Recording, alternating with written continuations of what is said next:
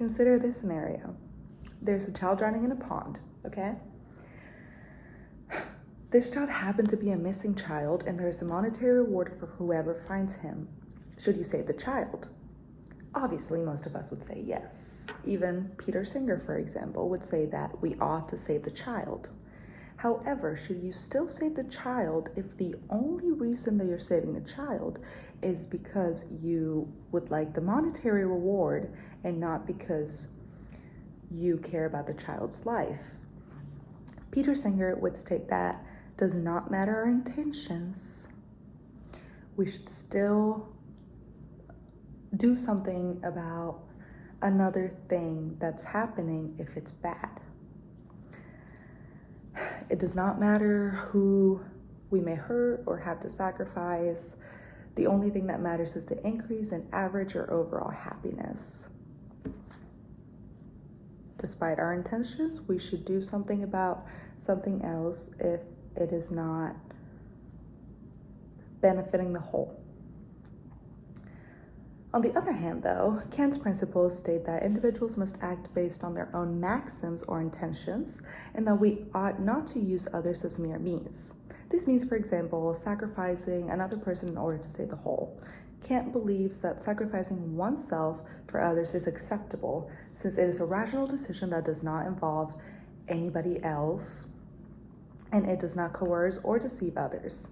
However, sacrificing others for the whole would be a deceiving act to which the sacrificed people did not consent, or person.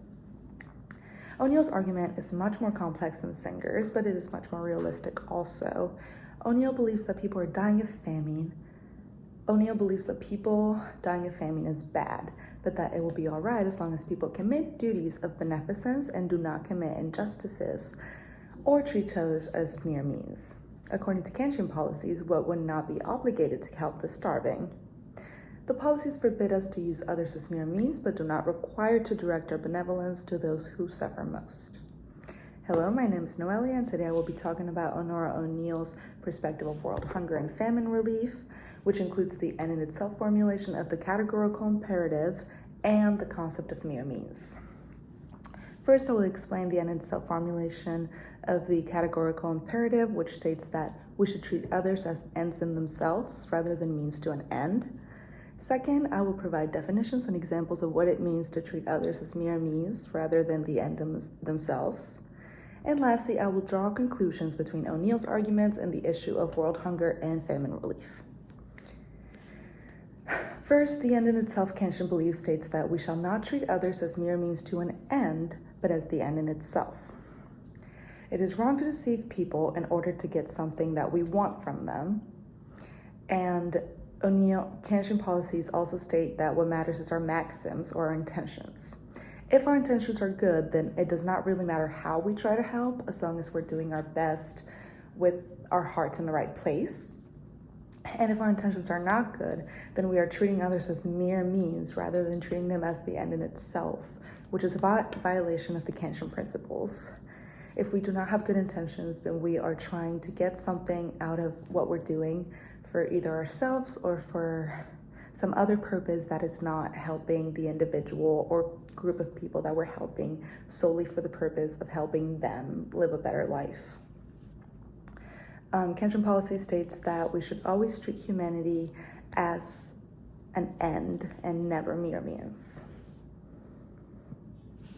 Secondly, to treat another person as mere means to use them as a mean for an end that is not the person themselves. To use someone as a mere means to involve them in a scheme of action to which they would not in principle consent. For example, if there's a business deal going on between a really rich person and then a really poor person, some would call it a business deal that the poor person could not resist, for example. This is a way to treat another person as mere means, because at this point, the poor person has really no other out but to accept the deal. So they can't rationally consent because they are not left with more than one choice, for example. This portion of Kant's principles applies to our duty to help the poor because it provides individuals with fewer but less general demands than utilitarianism. For example, these Keynesian policies do not require us to help the poor to increase average happiness. The Keynesian policies also require that we do no injustice and that we must act on our intentions that help others to simply help others. O'Neill adds to these policies and tells us that Kant means that treating others as ends in themselves means not only avoid using them as mere means, but also treat them as rational and autonomous human beings with their own maxims. Humans are finite rational beings. We are not ideal rational calculators. We don't have a complete list of actions possible in a given situation or the consequences that may come attached to those actions.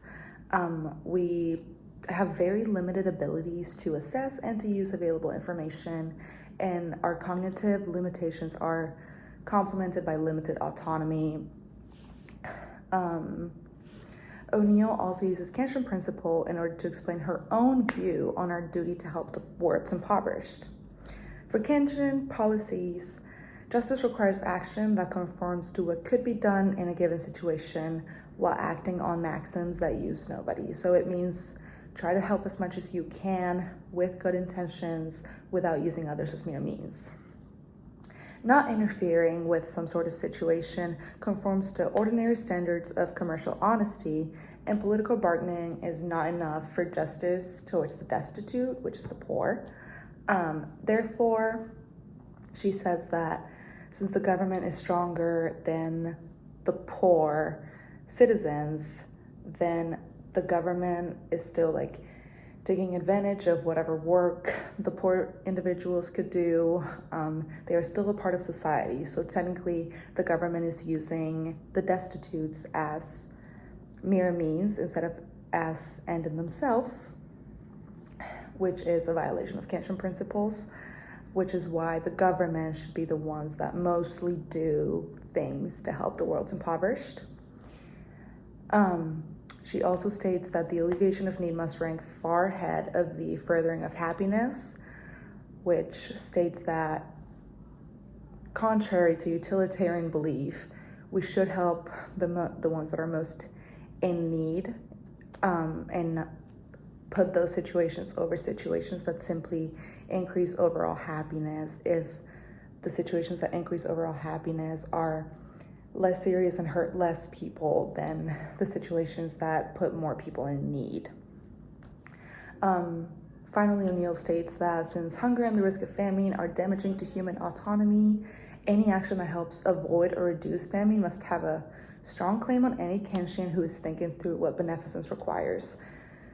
Here she's basically saying that because famine and hunger reduce human autonomy, then people who believe in Kantian policies should act on that in order to help the individuals with the lack of this autonomy to regain autonomy. But we have to do that with good intentions, otherwise we're just using people as mere means and not as in itself. In conclusion, Kantian theory states that we shall not use others as mere means, but as ends in themselves. It also states that we ought to act on good maxims and not violate any person's autonomy. Therefore, if stronger groups like the government, for example, are not doing enough to help weaker groups like the poor, then the stronger groups are using the weaker groups as mere means. And this goes against Kantian theory, which is why O'Neill argues that we must, one step at a time, contribute to famine relief and hold individuals accountable that are not providing beneficence to those groups that are in need. And now it is time for you to tell us whether O'Neill's Kantian approach is correct. Thank you so much for your time. My name is Noelia Fernandez, and I hope you enjoyed my speech.